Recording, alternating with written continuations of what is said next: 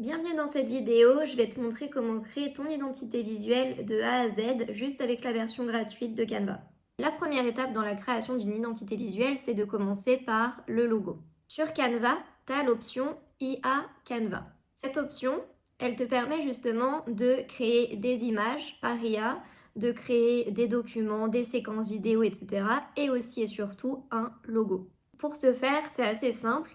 Il suffit juste de cliquer sur Design, Logo, et ici tu dois indiquer du coup l'univers que tu souhaites, si c'est quelque chose de plutôt pop, si c'est pour un restaurant, si tu veux un style plutôt moderne, etc. etc. En gros, tu vas donner le plus d'informations possible à Canva pour qu'il te sorte un modèle de logo qui correspond le plus à ce que tu recherches. Ce que j'ai fait, et ce que je te conseille de faire, c'est de demander à ChatGPT de te générer directement un prompt à destination de Canva. Et ce prompt, tu n'auras plus qu'à le copier-coller dans Canva pour qu'il te ressorte justement tes propositions de logos qui correspondent à ton univers. Moi, c'est ce que j'ai fait et comme tu peux le voir, il m'a sorti 7 propositions de 4 logos. Je vais sélectionner la première. Moi, je lui avais demandé du coup quelque chose d'assez minimaliste, de sobre, élégant, etc. Et c'est pour ça qu'il m'a ressorti vraiment quelque chose qui correspond à ma demande, donc qui est finalement assez classique, mais qui correspondrait bien à une identité pour une marque de bijoux assez chic. Tu cliques sur Utiliser l'éditeur Canva et de là, ça va t'ouvrir ton logo. Donc sur ce document, quand tu l'ouvres, tu peux voir que c'est modifiable. En fait, ici, j'ai les initiales de Maison Jade écrit en plus petit, et tu peux voir que ça m'a sélectionné déjà des polices d'écriture qui sont Cardo et The Seasons. Maintenant que j'ai mon logo, on va dire que celui-ci me convient, je peux le renommer logo et comme ça, quand je retourne sur ma page d'accueil de Canva, on peut voir qu'il est bien enregistré ici dans mes documents récents.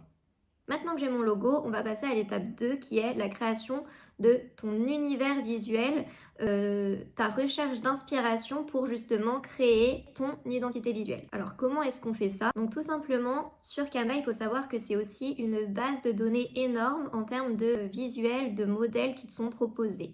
Quand tu es sur la page d'accueil, si tu cliques sur modèle, tu vas voir que tu as tout un tas de modèles différents sur différents formats, CV, email, logo, etc.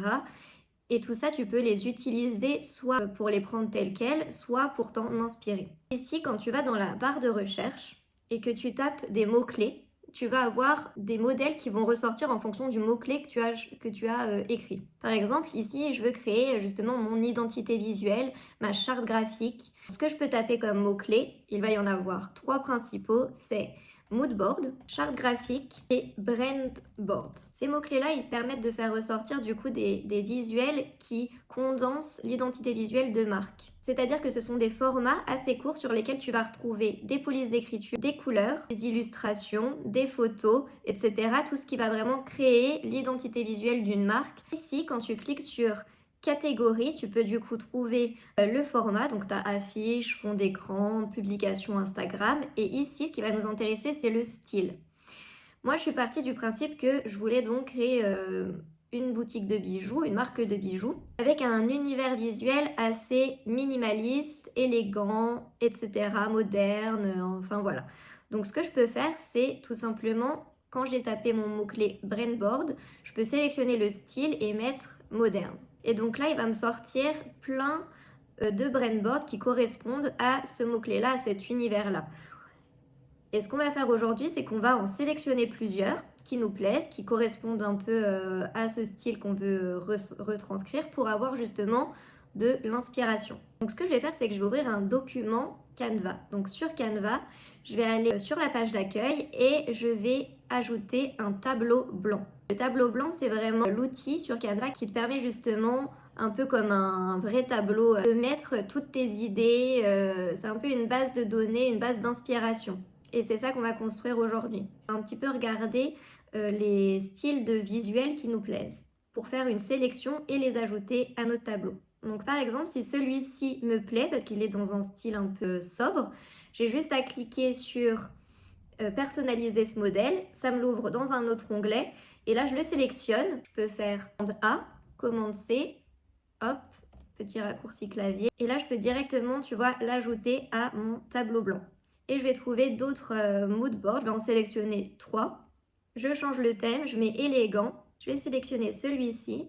Maintenant, je vais sélectionner minimaliste. Comme ça, j'aurai un mood board plus élégant, un autre minimaliste et un autre plus moderne. Comme tu peux le voir, il y en a des sympas qui sont payants. Donc évidemment, ceux-là, on ne peut pas les prendre. Donc moi, ce que je te conseille de faire, c'est de sélectionner 3 brand boards qui correspondent à le style visuel que tu souhaites. Par exemple, si c'est pop, en coloré, tu vois, tu peux sélectionner brand board pop.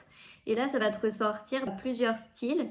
Et ce que tu fais, c'est que tu sélectionnes ceux qui te plaisent et ceux qui correspondent au style visuel que toi, tu souhaites. Donc moi, aujourd'hui, je vais en sélectionner 3 de Brainboard et je vais choisir un moderne, un élégant et un esthétique qui sont assez similaires. Et donc ça, en fait, c'est mon tableau d'inspiration. Donc tu vois, des couleurs assez neutres, dans les tons beige, qui rappellent ce côté naturel. C'est ça aujourd'hui que j'ai envie de faire ressortir à travers cette marque. Donc partant de ça, ce que je vais faire, c'est que je vais tout simplement prendre ce visuel-là, ce modèle de Brainboard-là, et là, pour le coup, je vais le personnaliser avec la palette de couleurs que moi j'ai envie d'utiliser, mais également les typos que je vais utiliser pour ma marque. Maintenant qu'on a notre mood board, on va partir de ce mood board là et on va le personnaliser pour qu'il corresponde du coup à notre future identité visuelle. On va commencer par rechercher les typos. Donc les polices d'écriture, on va en sélectionner 3. Il en faudra une pour le titre qui doit avoir un minimum de caractères, refléter un petit peu le style esthétique de ta marque. Une pour le corps de texte qui doit être hyper lisible même quand la taille est assez réduite. Et une pour les sous-titres ou pour mettre en avant certains éléments textuels qui peut être par exemple une écriture manuscrite ou une en tout cas qui a un petit peu de caractère. Alors comment est-ce qu'on fait pour trouver ces polices? Sur Canva, il faut savoir qu'il y a aussi une base de données qui va te permettre en un clic de trouver des polices qui s'accordent sans y passer 3 heures. Ce qu'on va faire, c'est qu'on va créer un nouveau document. Sur Canva, tu cliques sur Réseau et là, tu cliques sur Publication Instagram. Et tout à gauche, tu vas avoir la catégorie Modèle. Juste à côté de Modèle, tu as les styles. Et en fait, ici, tu vas trouver des combinaisons, donc qui correspondent en fait à des palettes de couleurs assorties à deux polices d'écriture. Si on regarde un petit peu, ici tu vas voir que tu peux sélectionner des mots-clés comme moderne, raffiné, minimal, etc. Pour faire ressortir des polices qui correspondent finalement à ta recherche. Dans combinaison, si tu regardes, il y en a quand même pas mal qui peuvent finalement tout de suite te convenir. Mais aujourd'hui, on va aller un petit peu plus loin. Et donc, on va retourner dans le style. Et juste en dessous, tu as combinaison de polices. Palette de couleurs, on regardera plus tard. On va se concentrer sur les polices. Et dans combinaison de polices, tu vas trouver justement à chaque fois 3 typos, 3 polices qui ont plus ou moins des styles différents et qui s'accordent bien entre elles. Donc, tu fais le tour, tu peux regarder celle qui te correspond le plus et qui correspond le plus au style de visuel que tu souhaites et à l'identité visuelle que tu veux retranscrire. Donc pareil, tu as toujours ce type de mots-clés, minimaliste, moderne, etc. qui finalement va te permettre de faire un peu un tri parmi tout ça. Également, pour trouver tes polices d'écriture, tu peux directement les importer depuis un visuel. C'est-à-dire que quand tu cliques sur modèle et que tu choisis par exemple celui-ci, tu vas avoir du coup ici le style du modèle. Donc tu auras la palette de couleurs qui va ressortir, également les typologies qui vont ressortir. Si jamais aucun style de combinaison de police te convient, tu peux aussi demander à ChatGPT, en fonction justement de ton univers, de te proposer 3 polices d'écriture qui s'accordent et il va te faire justement une liste et tu n'auras plus qu'à regarder sur Canva. Et la dernière solution que je te propose, c'est d'aller sur Pinterest. Sur Pinterest, tu vas pouvoir trouver justement des polices d'écriture qui s'accordent. Si tu tapes des mots-clés comme police d'écriture Canva, tu vas voir qu'il va te proposer différentes polices d'écriture qui sont dispo sur Canva et qui matchent bien. Donc ici, ce qu'on va faire, c'est qu'on va rester sur Canva et on va choisir une sélection dans combinaison de police et on va prendre celle-ci. Il ne reste plus qu'à modifier mon mood board et à ajouter les polices d'écriture que je viens de sélectionner. Une fois que ça a ajouté à peu près proprement, je vais enlever les anciens logos et je vais plutôt rajouter le logo que m'avait généré Canva au début de notre vidéo. Je vais changer aussi les polices de mon mood board, tu vois, quand c'est marqué Brain Stratégie, etc. Je vais tout sélectionner et je vais choisir la police du coup Playfair. Donc déjà, tu vois, on a un début finalement de moodboard, d'identité visuelle qu'on a créé avec Canva à partir d'un existant. Maintenant, ce qu'il reste à faire, c'est la palette de couleurs. Donc pour la palette de couleurs, on va retourner sur notre publication Insta et on peut déjà regarder dans palette de couleurs s'il y en a qui nous plaisent. Bon, en l'occurrence, ici, on va dire qu'il n'y en a aucune qui me plaît. Et donc, je vais aller un petit peu plus loin. Donc, je vais te montrer un autre outil. Dans Application, ça s'appelle Color. Et quand tu cliques dessus, tu vas pouvoir générer en fait une palette de couleurs automatiquement en fonction de ton univers visuel. Donc là, ce que je vais faire, c'est que je vais lui dire que j'ai une marque de bijoux et que je souhaite une palette de couleurs minimaliste avec des tons naturels et dans un style haut de gamme. Quand je vais cliquer sur Générer une palette, il va me proposer du coup 5 couleurs. Tu vois, je peux ajuster le nombre de couleurs que je veux. En l'occurrence, là, je vais en choisir 5. Et ce que je vais faire, c'est que je peux les ajouter comme SVG. Donc, je clique juste ici. Et imaginons qu'il y en ait plusieurs qui me plaisent. Hop, je peux aussi ajouter celle-là. Je peux la régénérer. Et ce que je peux faire, c'est faire un mix, en fait, de plusieurs palettes de couleurs. Donc, je vais prendre 3 palettes de couleurs pour ensuite les mélanger. Donc, maintenant que j'ai mes 3 palettes de couleurs, ce que je vais faire, c'est que je vais les prendre et les mettre toujours sur mon tableau, mon moodboard. À partir du moment où tu ajoutes une couleur sur Canva, ce qui est pratique, c'est que tu vois, si tu cliques ici dans couleurs, je vais pouvoir retrouver en fait les différentes couleurs qui figurent sur l'ensemble de mon document. Ça va aussi prendre en compte du coup les couleurs des photos. Comme tu le vois ici, si tu cliques sur afficher tout, voilà, toutes les photos, tu vois, tu as une base de données énorme en matière de couleurs. Donc tu peux aussi piocher là-dessus et c'est aussi ce qu'on va faire.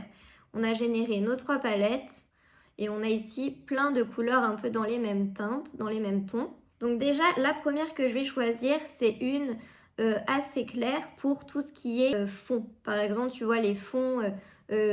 pour éviter d'avoir un fond blanc sur tes posts Insta ou un fond blanc sur tes affiches, il vaut mieux que tu aies une couleur qui se rapproche finalement de ce blanc mais qui est quand même un peu plus chaude. Ça peut être un beige hyper clair, un gris si tu veux quelque chose de plus neutre, etc. Et donc comme tu peux le voir déjà sur mes palettes ici, j'en ai qui sont plutôt pas mal, j'en ai 2 là qui finalement correspondraient bien à ce que je recherche. Donc en l'occurrence, c'est celle-là.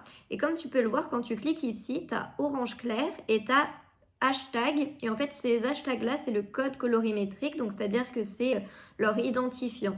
Et ici, dans la barre de recherche, si tu le tapes par exemple, tu vas le retrouver. Et donc ça, c'est bien pratique pour créer tes autres visuels si tu cherches une couleur en particulier, tu sais que tu peux la retrouver directement dans la barre de recherche avec son code. Ce qui est bien, c'est que vu qu'on a déjà toutes nos couleurs sur notre document, parce qu'elles sont toutes enregistrées automatiquement sur ton document Canva, eh bien, on n'a plus qu'à sélectionner le rond et puis à choisir celle qui nous correspond, celle qui nous tente le plus. Donc moi, je vais prendre celle-là, le orange clair.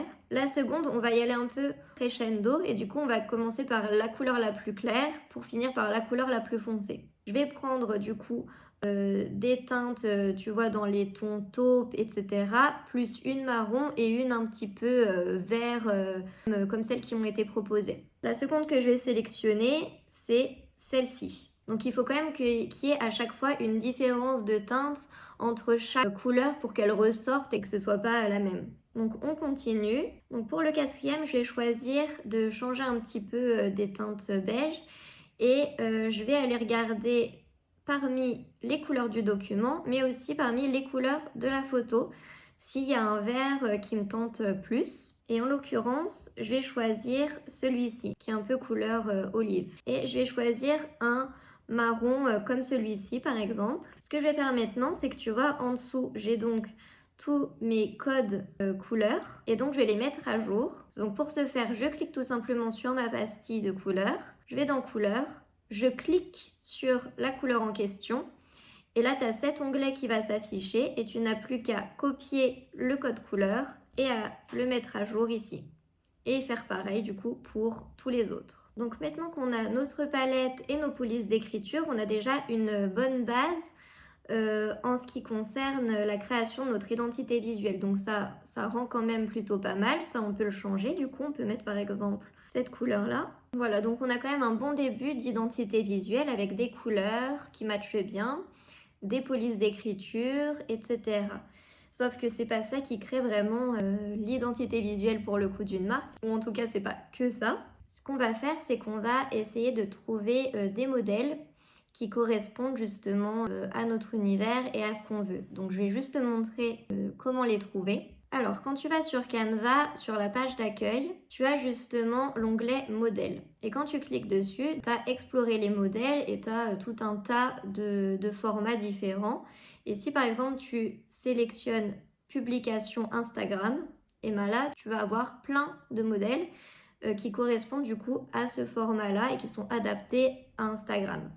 Moi, ce que je te conseille de faire, c'est de sélectionner seulement quelques modèles, 5-6 modèles par exemple, qui matchent bien et de les ouvrir et de les mettre tous dans un même document Instagram et de voir s'ils s'accordent bien pour avoir une sorte d'aperçu justement de ton feed pour que ça crée vraiment une identité visuelle propre et claire. Ces modèles-là, ils sont tous personnalisables. Il y en a des payants, il y en a des gratuits. Et donc, évidemment, c'est en fonction de la version Canva que tu as. Ce que tu peux faire, c'est que tu peux très bien partir en fait d'un visuel payant et quand même le réaliser, mais tu dois le faire manuellement. Tu peux en ajouter aux favoris. Donc, c'est juste ici, tu cliques, tu te positionnes sur ton modèle et tu l'ajoutes en favoris.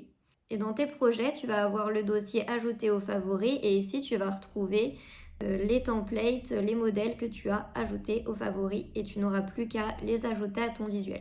Je vais te montrer un exemple, je vais partir de ce format-là et je vais cliquer sur personnaliser ce modèle. Ça va m'ouvrir du coup un nouveau document Instagram au format Instagram et là j'ai juste à modifier mes couleurs, la typo, etc. Après, comme tu le vois, évidemment, là, le visuel, il est adapté aussi en fonction de ces polices d'écriture-là. Et donc, forcément, il rend bien aussi grâce à ces polices. Et donc, c'est à toi, après, de faire le travail pour que ce soit harmonieux. Donc, imaginons que je parte de ce modèle-là. Ici, j'ai pas mes couleurs, mes polices, etc. Du coup, je vais ouvrir une nouvelle page. Je vais retourner dans ma charte graphique et je vais ajouter mes typos et mes couleurs. Je les ajoute tout simplement sur ma page 2, ça me permet de les avoir enregistrés ici. Je vais modifier avec mes polices d'écriture qui sont celle-ci et celle-ci. Donc là, on peut voir que ça matche quand même plutôt bien avec le visuel. Je peux la personnaliser un peu, réduire par exemple la taille des polices en fonction de ce qui va le mieux. Donc là, voilà, tu as ton modèle personnalisé avec tes couleurs, tes typos, etc. Et tu peux le réutiliser plusieurs fois pour justement garder une certaine cohérence visuelle. Moi, ce que je te conseille de faire, c'est d'enregistrer 5 ou 6 modèles et d'essayer de les réutiliser de temps en temps. Par exemple, pour les avis clients, tu peux avoir un seul modèle ou deux et essayer justement de toujours utiliser le même pour garder une cohérence visuelle surtout sur Instagram où on voit tes anciens posts et donc il faut vraiment qu'on sente que c'est la même charte graphique pour que tu aies plus ce côté professionnel sur les réseaux sociaux et dans la vraie vie. Si cette vidéo t'a plu, n'oublie pas de la liker et abonne-toi pour plus de conseils comme